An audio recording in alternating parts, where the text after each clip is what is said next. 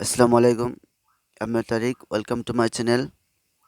ইয়াৰ আগৰ ভিডিঅ'ত আমি আলোচনা কৰিছিলোঁ যে ৰাসায়নিক বিক্ৰিয়া কি, কেমিকেল ৰিয়েকশ্যন কি, কেমিকেল ৰিয়েকশ্যন কাক কয়, কেমিকেল ৰিয়েকশ্যন কেনেকৈ লিখে ইত্যাদিবোৰ আমি আলোচনা কৰিছিলোঁ।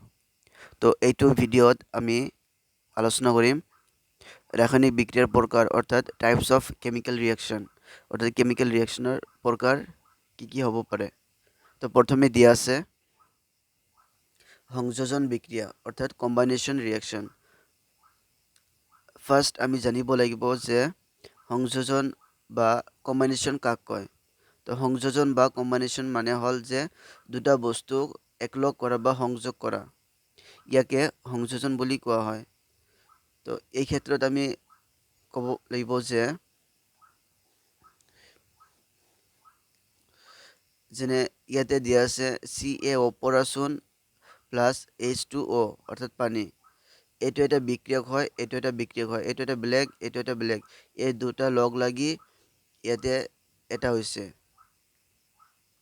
অৰ্থাৎ দুটা বিক্ৰিয়ক লগ লাগি এটা হৈছে, অৰ্থাৎ দুটা বস্তু লগ লাগি অৰ্থাৎ সংযোজন হৈ এটা হৈছে। সেইবাবে ইয়াক সংযোজন বিক্ৰিয়া বুলি কোৱা হয়। অৰ্থাৎ দুটা লগ লাগি এটা হোৱাকে সংযোজন বিক্ৰিয়া বুলি ক'ব পাৰি, কোৱা হয়। ইয়াৰ ডেফিনেশ্যনটো ইয়াত এনেকৈ হ'ব যে দুই বা ততোধিক বিক্ৰিয়ক পদাৰ্থ লগ হৈ এটা মাত্ৰ বিক্ৰিয়াজাত পদাৰ্থ উৎপন্ন হয়, তাকে সংযোজন বিক্ৰিয়া বুলি কোৱা হয়। তো একেবাৰে চিম্পল যে দুটা বিক্ৰিয়ক বা দুটা বা তাতকৈ বেছি হ'ব পাৰে বিক্ৰিয়ক লগ লাগি এটা যদি বিক্ৰিয়াজাত পদাৰ্থ উৎপন্ন কৰে তাকে সংযোজন বিক্ৰিয়া বুলি কোৱা হয়। তো উদাহৰণ হিচাপে যেতিয়া পৰীক্ষাত আহিব যে সংযোজন বিক্ৰিয়া কাক কয়, তো এইটো ডেফিনেশ্যন দিয়াৰ পিছত এইটো এক্সাম্পল দি দিলে হৈ যাব। ইয়াতে আৰু কেইটামান এক্সাম্পল দিয়া আছে, যেনে এইটো কয়লাৰ দহন, হাইড্ৰজেন আৰু অক্সিজেনৰ পৰা পানীৰ গঠন। ইয়াৰে যিকোনো এটা এক্সাম্পল দিলে হ'ল। ইয়াতে আৰু এটা ডেফিনেশ্যন হ'ব পাৰে যে যিবোৰ বিক্ৰিয়াজাত পদাৰ্থ উৎপন্ন হোৱাৰ লগতে তাপৰ উদ্ভৱ হয়, সেইবোৰক তাপবৰ্জী ৰাসায়নিক বিক্ৰিয়া বুলি কোৱা হয়। অৰ্থাৎ বিক্ৰিয়াত যদি তাপৰ উদ্ভৱ হয় তাক তাপবৰ্জী বিক্ৰিয়া বুলি কোৱা হয়। এতিয়া এক্সাম্পল দিয়া আছে তিনিটা। প্ৰাকৃতিক গেছৰ দহন, শ্বসন এটা তাপবৰ্জী বিক্ৰিয়া, শ্বসনো তাপবৰ্জী বিক্ৰিয়া হ'ব। শ্বসনত দিয়া আছে বনস্পতিজাত দ্ৰব্যৰ পচন হাৰলৈ হোৱা পৰিৱৰ্তন এটা তাপবৰ্জী বিক্ৰিয়া। তো যদি তাপবৰ্জী বিক্ৰিয়া কাক কয় সেইটো ডেফিনেশ্যন দিলে হয়, আৰু ইয়াৰে যিকোনো মাৰ্কছ চাই এক্সাম্পল দি দিলে হৈ যাব।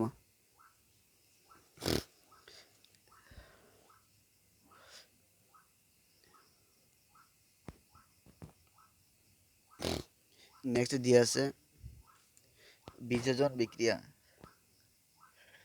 এইটো হ'ল তাৰ অপজিট।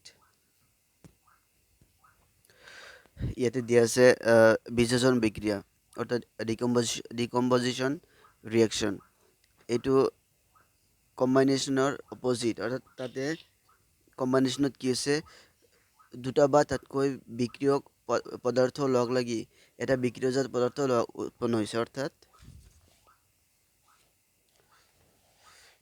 অৰ্থাৎ এটা আৰু এটা লগ লাগি এটা বিক্ৰিয়জাত পদাৰ্থ হৈছে। তো ইয়াতে কি হ'ব, এটাৰ পৰা ছাপ'জ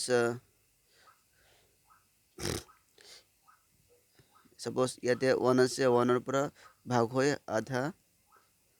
আধা হ'ব। অৰ্থাৎ এটাৰ পৰা ইয়াতে কেইবাটাও হ'ব পাৰে। যেনেকুৱা ইয়াতে এক্সাম্পল দি আছে ফেৰাছ ছালফেট, অৰ্থাৎ এইটোৱে হ'ল এটা বিক্ৰিয়াজাত পদাৰ্থ, অৰ্থাৎ এইটোৰ পৰা ভাঙি ফেৰিক অক্সাইড, ছালফাৰ ডাই অক্সাইড, ছালফাৰ ট্ৰাই অক্সাইড, অৰ্থাৎ এটা দুটা তিনিটা, এটাৰ পৰা ভাঙি তিনিটা বিক্ৰিয়াজাত পদাৰ্থ উৎপন্ন হৈছে। ইয়াকে বিযোজন, অৰ্থাৎ বিযোজন মানে কি ভাঙি যোৱা, ডিকম্পজিশ্যন অৰ্থাৎ মানে কি ভাঙি যোৱা। চিম্পলি মনত ৰাখিব লাগিব যে কম্বাইনেশ্যন বা সংযোজন মানে হ'ল সংযোগ হোৱা, বহুতকেইটা সংযোগ হৈ বা লগ হৈ এটা হোৱা, আৰু বিযোজন মানে হ'ল এটাৰ পৰা ভাঙি কেইবাটাও হোৱা। চিম্পলি এইটো মনত ৰাখিলে হ'ল। আৰু ডেফিনেশ্যন ইয়াতে দিয়া আছে,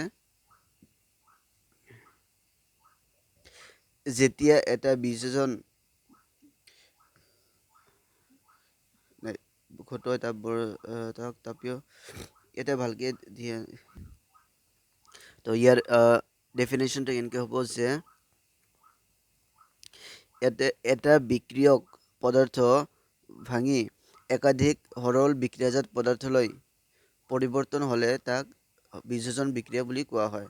অৰ্থাৎ এটা বিক্ৰিয়কৰ পৰা আগত কি আছিলে যে বিক্ৰিয়ক পদাৰ্থ কেইবাটাও আছিলে, কেইবাটাও লগ লাগি এটা বিক্ৰিয়াজাত পদাৰ্থ হৈছে। কিন্তু ইয়াতে এটা বিক্ৰিয়ক পদাৰ্থৰ পৰা ভাঙি কেইবাটাও বিক্ৰিয়াজাত পদাৰ্থ, সৰল বিক্ৰিয়াজাত পদাৰ্থ উৎপন্ন হ'ব। ইয়াকে বিযোজন বিক্ৰিয়া বুলি কোৱা হয়। এটা এক্সাম্পল দিয়া আছে।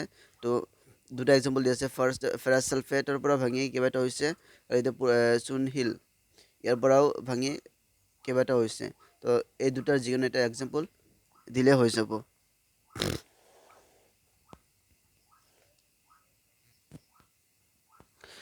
ইয়াতে এটা ডেফিনেশ্যন দি আছে, যিবোৰ বিক্ৰিয়াত শক্তি শোষিত হয় তেনেবোৰ বিক্ৰিয়াক তাপগ্ৰাহী বিক্ৰিয়া বুলি কোৱা হয়।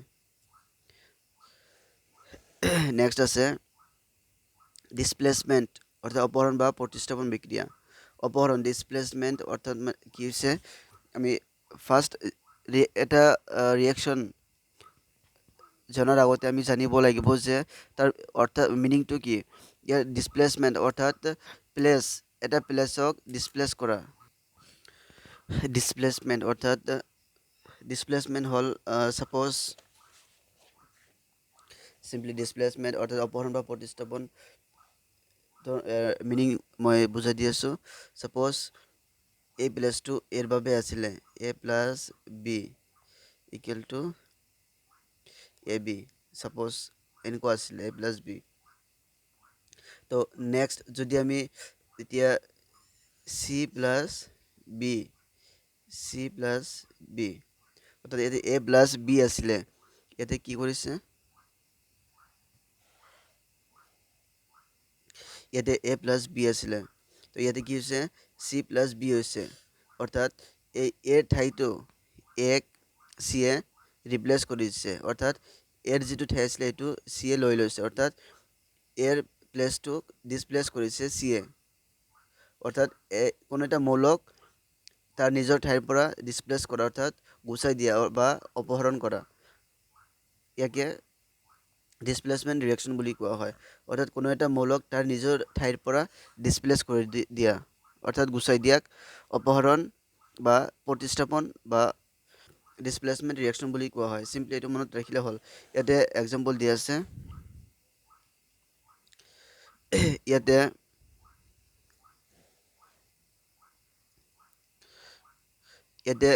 আইৰণে কপাৰক ডিছপ্লেচ কৰিছে।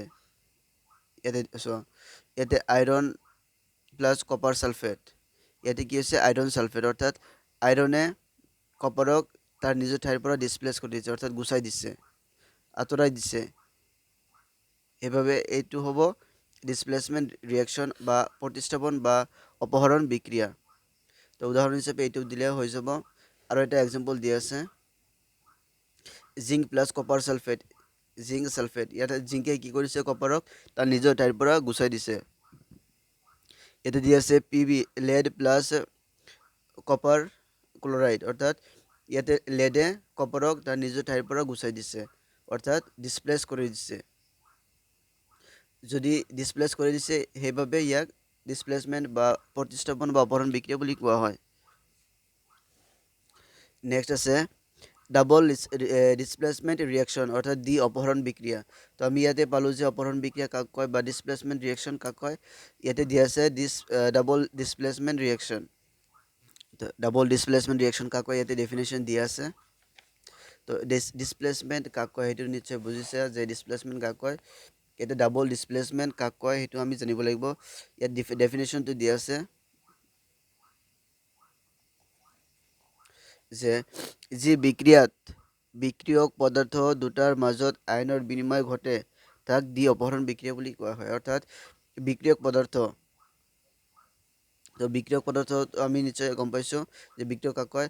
এইটো এটা বিক্ৰিয়ক, এইটো এটা বিক্ৰিয়ক পদাৰ্থ, এইটো হ'ল বিক্ৰিয়াজাত পদাৰ্থ। অৰ্থাৎ এতিয়া কি কৈছে, ডেফিনেশ্যনটো কি আছে যে যি বিক্ৰিয়াত বিক্ৰিয়ক পদাৰ্থ দুটাৰ মাজত আয়নৰ বিনিময় ঘটে তাকে দ্বি অপহৰণ বিক্ৰিয়া বুলি কোৱা হয়। অৰ্থাৎ এইটোৱে যি বিক্ৰিয়াত বিক্ৰিয়ক পদাৰ্থ দুটাৰ মাজত আয়নৰ বিনিময় ঘটে তাকে দ্বি অপহৰণ বিক্ৰিয়া বুলি কোৱা হয়।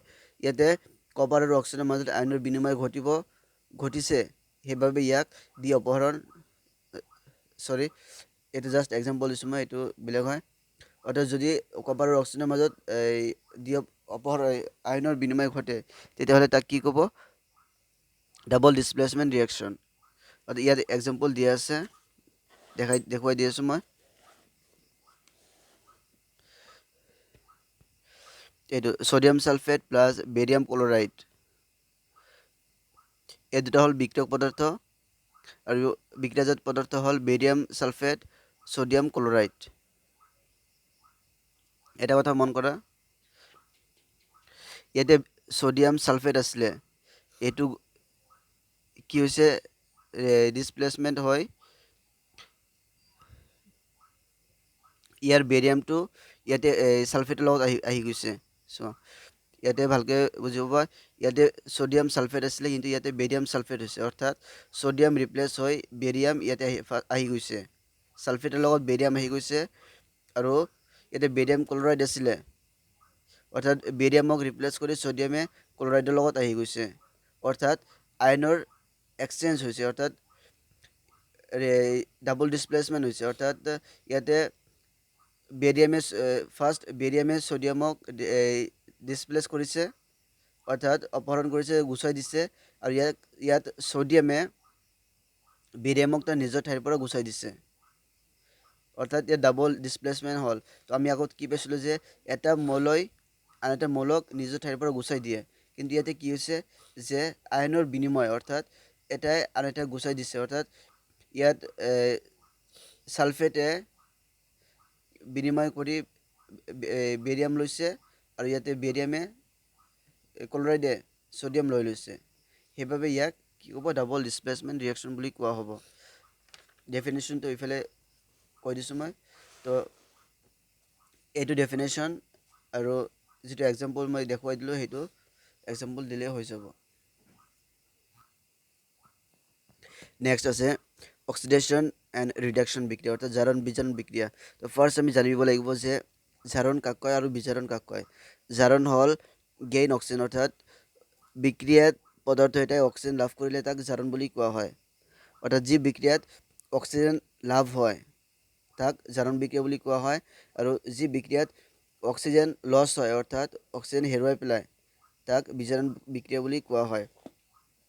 তো ইয়াতে এটা এক্সাম্পল দি আছে, কপাৰ প্লাছ অক্সিজেন, অৰ্থাৎ CuO, অৰ্থাৎ ইয়াতে অক্সিজেন পাইছে, অৰ্থাৎ এইটো জাৰণ বিক্ৰিয়া হয়।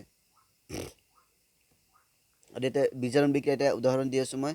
ইয়াতে CuO প্লাছ H2, ইয়াতে কি হৈছে, কপাৰ ব্লেক হৈ গৈছে, আৰু H2O অৰ্থাৎ অক্সিজেন হেৰুৱাই পেলাইছে, কপাৰে অক্সিজেন হেৰুৱাই পেলাইছে। ইয়াতে ফাৰ্ষ্ট কি আছিলে, কপাৰে অক্সিজেন লাভ কৰিছে, সেইবাবে এইটো অক্সিজেন লাভ কৰিছে, সেইবাবে ইয়াক জাৰণ বিক্ৰিয়া বুলি কোৱা হয়। ইয়াত কপাৰে অক্সিজেন হেৰুৱাইছে, সেইবাবে ইয়াক বিজাৰণ বিক্ৰিয়া বুলি কোৱা হয়।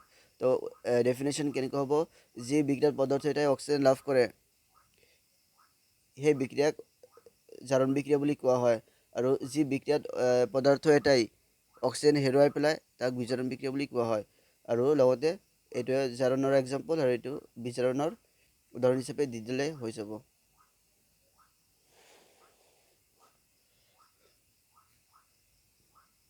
তো নেক্সট দিয়া আছে ক্ষয় ভৱন।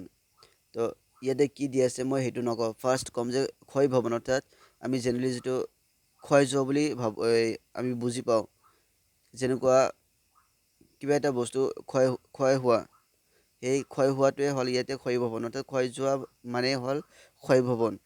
তো ইয়াতে এক্সাম্পল দিছে, লোহাৰ নতুন বস্তুবোৰ প্ৰথমে চিকচিকীয়া হৈ থাকে, কিন্তু কিছুদিনৰ পাছত সিহঁতৰ গাত ৰংচোৱা মুগা বৰণৰ পাউডাৰৰ চামনি পৰিবলৈ লয়। এই প্ৰক্ৰিয়াটোক লোত মামৰে ধৰা বুলি কোৱা হয়। অৰ্থাৎ যেতিয়া লোত মামৰে ধৰে তাৰপিছত লাহে লাহে কি হয়, এই ৰংচোৱা মুগা বৰণৰ সেইবোৰ কি হয় লাহে লাহে খহি পৰে। এইটো হ'ল কি ক্ষয়ীভৱন। যেতিয়া ধাতু এটা তাৰ চৌপাশৰ বিভিন্ন পদাৰ্থবোৰ যেনে জলীয় বাষ্প, এচিড আদিৰ দ্বাৰা আক্ৰান্ত হয় তেতিয়া ইয়াৰ ক্ষয় ঘটা বুলি কোৱা হয়। আৰু এই প্ৰক্ৰিয়াক ক্ষয়ীভৱন বুলি কোৱা হয়। তো ইয়াতে উদাহৰণ দিয়া হৈছে, ডেফিনেশ্যন দিয়া হৈছে, আৰু ওপৰত যিটো আছিলে সেইটোৱে এক্সাম্পল।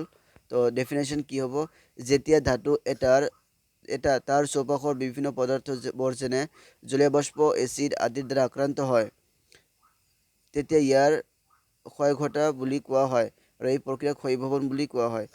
যেনে চিলভাৰৰ ওপৰত কলা চামনি আৰু কপাৰৰ ওপৰত সেউজীয়া চামনি ক্ষয়ীভৱনৰ অন্যান্য উদাহৰণ।